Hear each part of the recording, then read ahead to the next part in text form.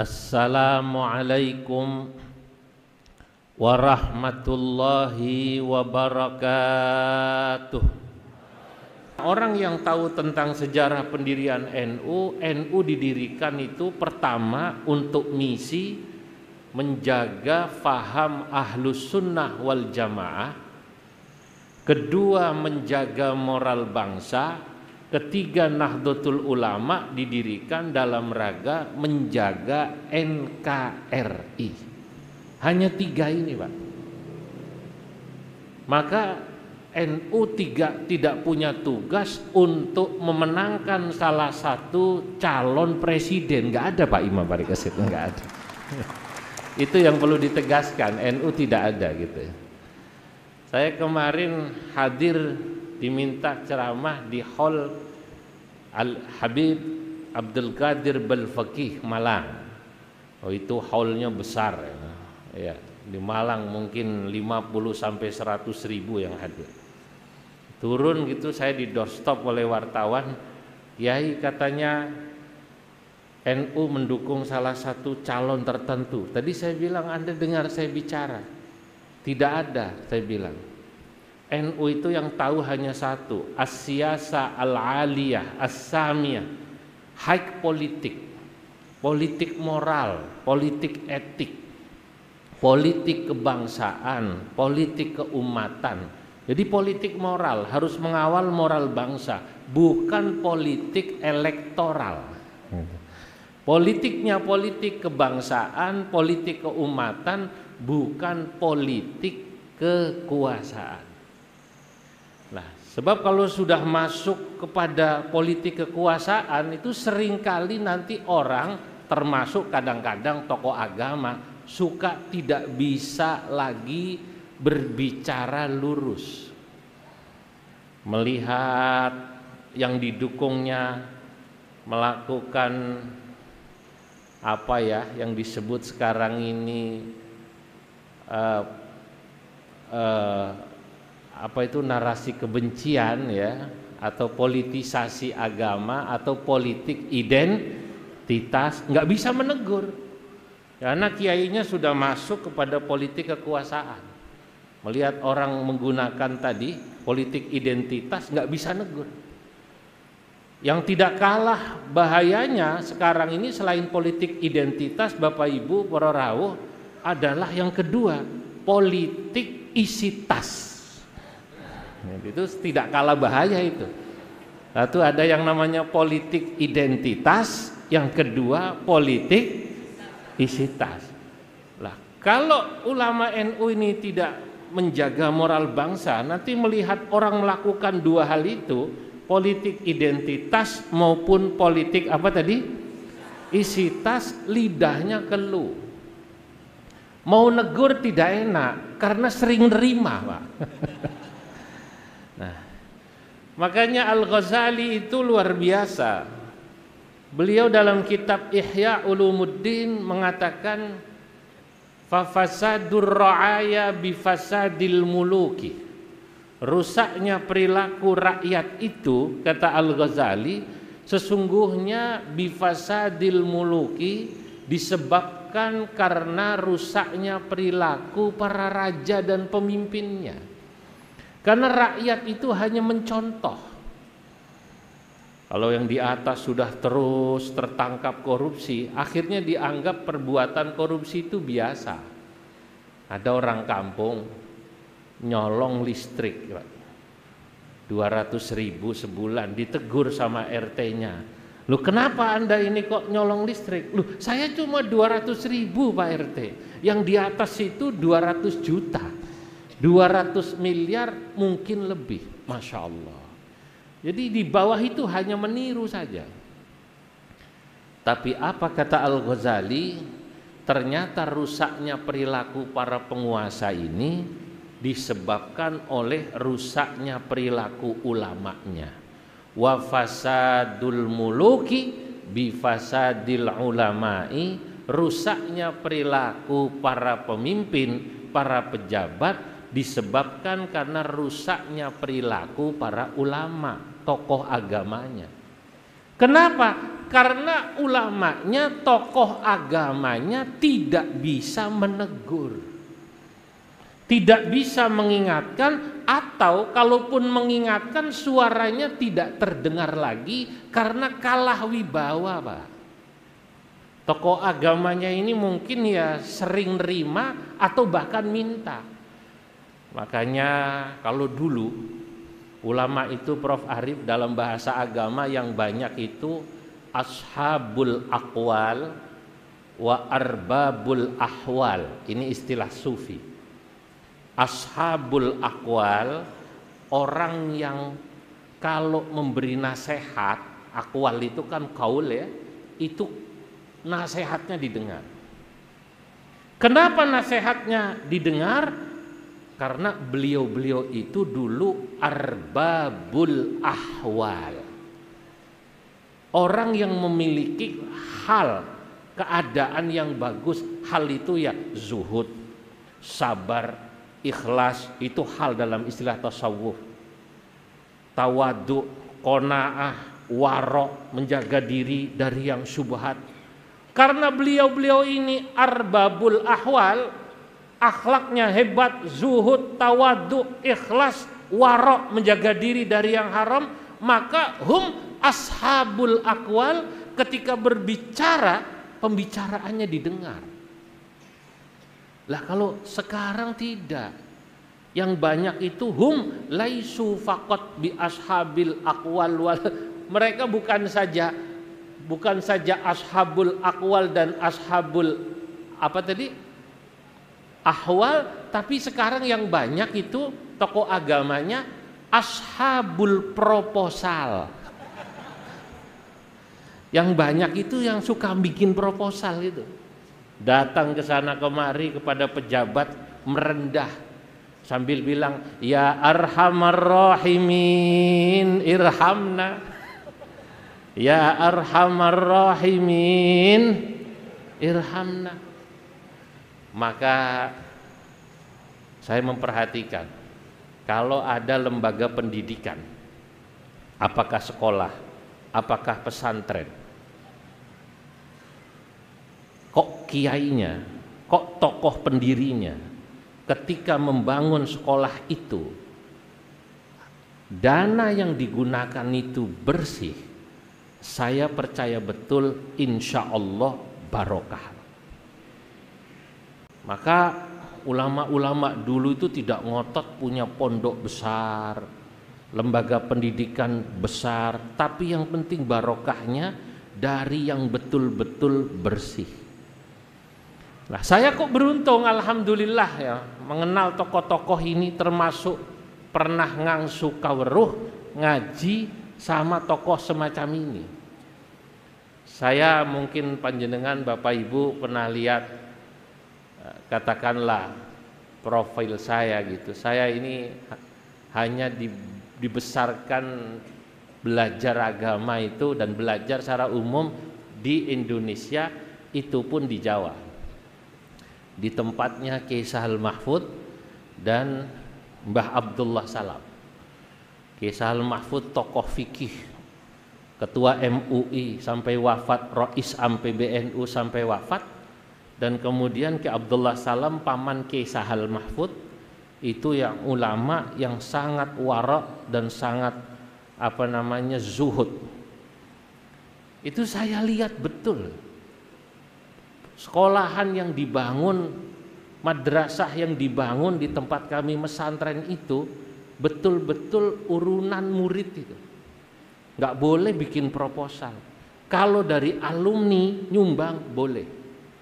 Tahun 60-an itu datang bantuan dari pemerintah, wallahu a'lam, waktu itu saya tidak tahu, cuma diceritakan oleh guru-guru saya tahun 60-an, Pak.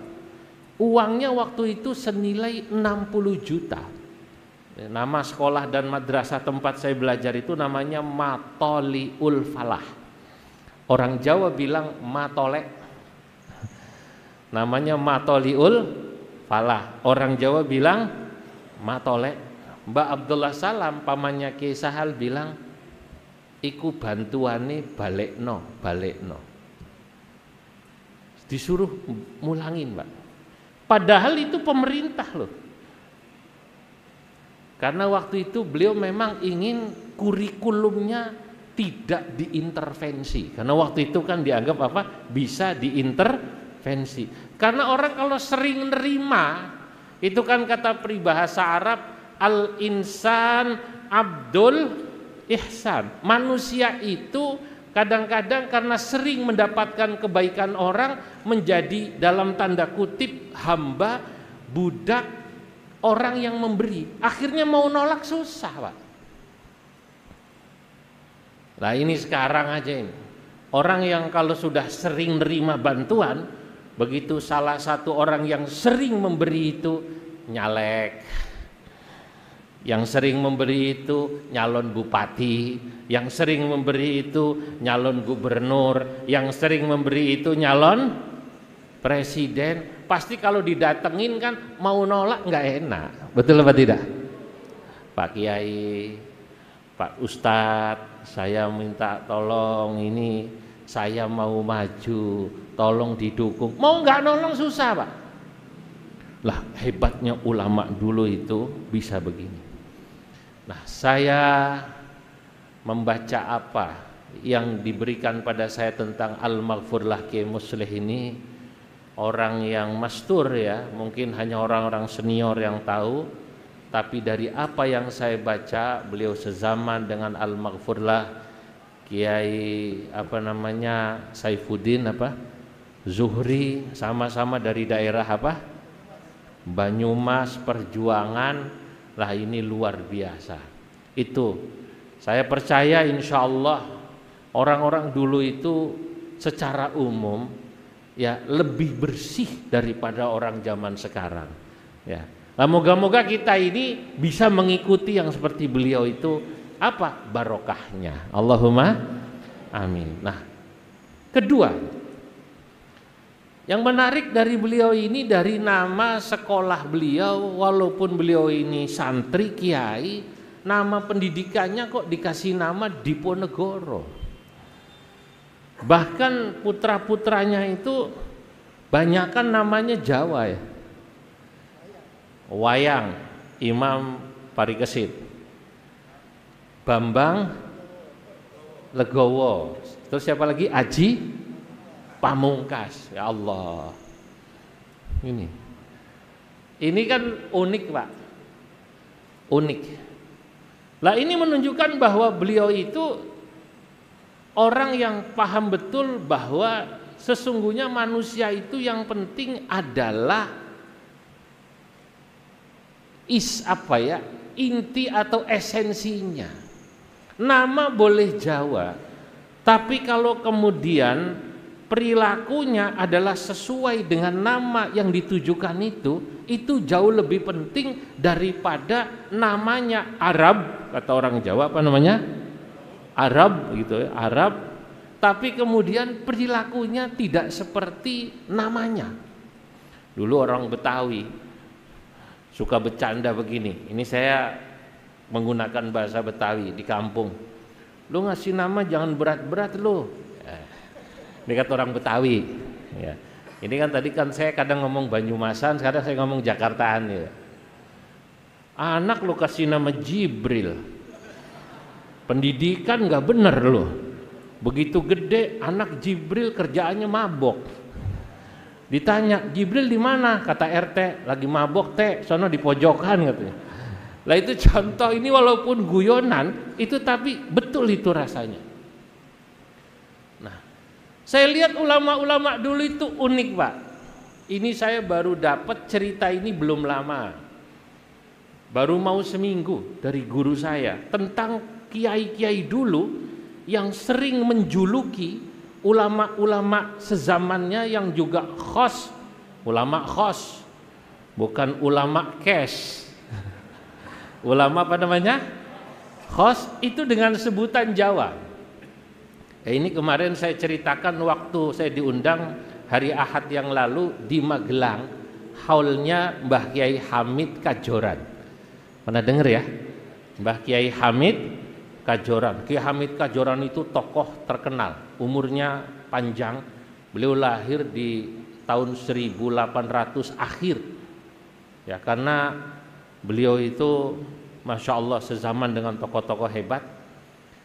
Dulu ketika ulama NU sedang berdiskusi tentang asas tunggal Pancasila tahun 83, yang itu dibahas dalam Munas di Situbondo dan kemudian ditetapkan dalam muktamar juga di Situbondo, salah satu kiai Jawa yang beliau itu adanya di Kajoran, daerah dataran agak tinggi, orangnya ahli wirid, ahli hikmah, yang didatangi Gus Dur almarhum dan kiai-kiai hebat seperti Kiai Ali Maksum Jogja adalah Mbah Hamid Kajoran. Kira-kira NU itu menerima apa tidak asas tunggal Pancasila? Oleh yang ditanya Kiai Hamid Kajoran, ini wali. Nah, kenapa saya bilang ini? Ya karena yang bilang juga para wali-wali itu. Dan saya ceritakan kemarin bagaimana paman saya Kiai Ma'ruf Amin ke sana. Kiai Ma'ruf Amin ke sana itu mendapatkan cerita unik, saya ceritakan karena ini paman-paman saya masih hidup. Ketika ke Kiai Hamid Kajoran, sampai di sana diajak masuk, duduk di amben. Lalu Mbah Hamid bilang pada Kiai Ma'ruf, Pak Wapres ini, ya, jaga Indonesia ya, saya titip Indonesia, saya titip Indonesia. Kiai sepuh yang dibahas Indonesia, Indonesia, Indonesia. Kiai Ma'ruf kalau cerita pada saya, sekarang saya baru paham Zul, oh ternyata saya itu sesudah itu jadi Katib Am PBNU. Sesudah itu diminta, diamanati untuk menjadi Rais Am PBNU, Ketua Majelis Ulama Indonesia, dan terakhir ini kok jaga Indonesia maknanya adalah menjadi wakil presiden. Yang hebat Mbah Hamid itu, Kiai Ma'ruf lalu diminta oleh rombongan termasuk paman-paman saya yang lain cerita itu semua pada saya. Jenengan ke Parangtritis ya, ziarah ke makom Syekh Bela Belu. Namanya Syekh Makom siapa? Belu, agak naik itu. Saya pernah ke sana. Sudah ditunggu. Malam itu juga Kiai Ma'ruf ke sana dan betul, Pak. Semua cerita rombongan bareng Kiai Ma'ruf itu sampai di sana belum ada HP. Belum ada HP. Kiai Ma'ruf ditunggu orang. Ma'ruf Amin ya? Ma'ruf Amin ya? Monggo, monggo, monggo. Ajib. Belum ada HP. Kalau sekarang kan bisa abral WhatsApp, lewat apa namanya WhatsApp. Ikono Kiai Ma'ruf Amin ke sana, tunggu. Enggak Pak, ke sana ditunggu.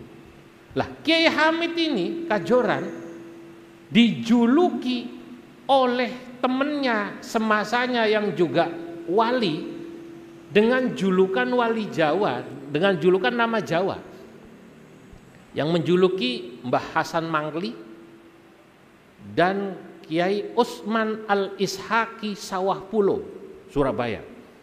Kiai Usman itu ayahnya Kiai Asrori Al-Ishaqi. Ini mursyid thariqah yang jamaahnya ratusan ribu, ramai sekali. Dijuluki apa? Mbah Hamid Kajoran dijuluki walinya dengan nama wali Jawa Bambang Tejo Sumantri. Nah, tapi ada artinya nanti. Kalau kiai kok dikasih nama, nah kalau itu katanya itu wali Jawa itu namanya Bambang Tejo Sumantri. Kalau Kiai Mangli dikasih gelar oleh Kiai Usman Al-Ishaqi, gelar walinya Jawa juga Pak Imam Parikesit. Namanya Bambang Tejo Sutopo.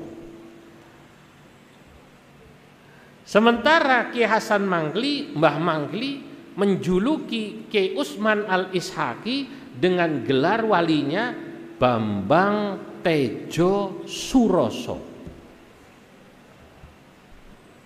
Mau tahu ini apa maknanya?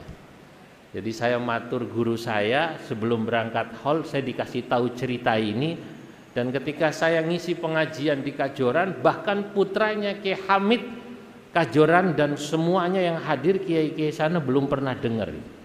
Ini cerita unik.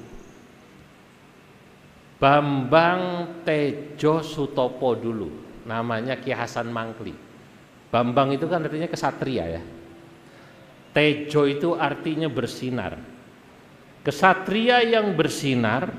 Su itu artinya yang memiliki. Topo itu bertapa. Karena memang Ki Hasan Mangkli itu 8 tahun bertapa. Riyadoh dalam bahasa agama, riyadoh puasa keluar masuk alas, maka disebutnya topo.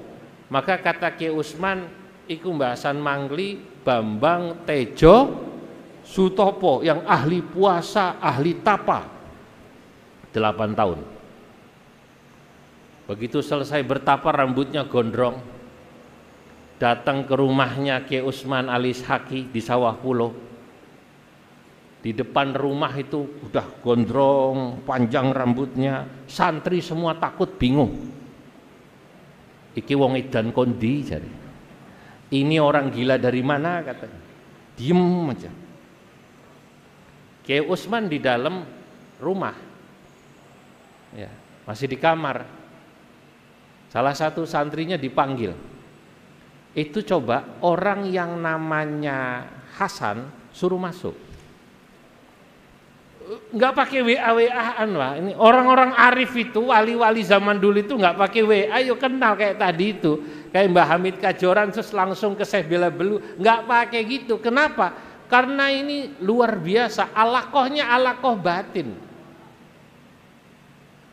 Santrinya keluar. Ada yang namanya Hasan, ada yang namanya Hasan. Ulah Hasan yang gondrong, Hasan Mangkli. Sampai ke situ orang kaget, ya Allah, ini tadi yang kita bilang orang gila, ternyata belakangan baru dikenal sebagai aulia illah.